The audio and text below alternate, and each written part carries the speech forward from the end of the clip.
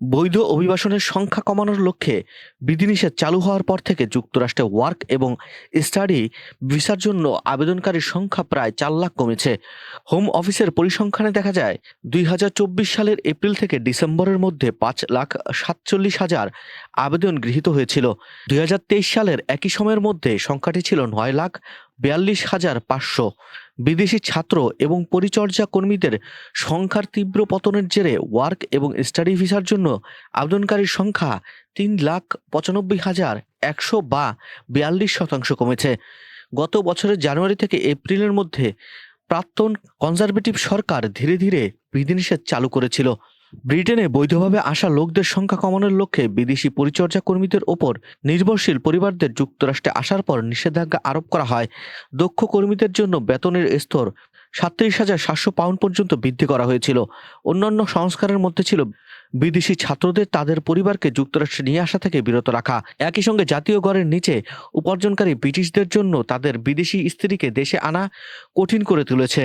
নতুন ভিসা নীতি বিশ্ববিদ্যালয় এবং শিল্প সেক্টরে প্রভাব ফেলতে পারে।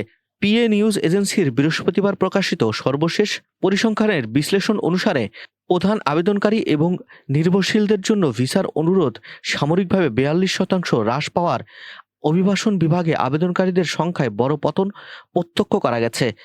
স্বাস্থ্য ও পরিচর্যা কর্মী ভিসায় যুক্তরাজ্যে আসার আবেদন ২০২৪ সালের একই সময়ের মধ্যে ৬৩,৮০০-এর তুলনায় এপ্রিল থেকে ডিসেম্বর ২০২৩-এর মধ্যে ২,৯৯,৮০০ থেকে ৭৯% চেয়ে অনেক বেশি কমেছে। সামাজিক যত্ন খাত পূর্বে এই নিষেধাজ্ঞার জেরে প্রভাবিত হয়েছিল। এই ভিসা নীতিকে অনেক নিষ্ঠুর বলে আখ্যা দিয়েছিল এবং বিদেশি কর্মীদের লাইফলাইন কাটার জন্য সরকারকে দায়ী করেছিল। স্পন্সর স্টাডি ভিসার সংখ্যাও ২৯% হ্রাস পেয়েছে। এপ্রিল থেকে ডিসেম্বর ২০২৩ পর্যন্ত ৯ মাসে যেখানে ৫,৪৬,১০০, তা ২০২৪-এ একই সময়ে দাঁড়িয়েছে ৩,৮৯,৮০০-তে।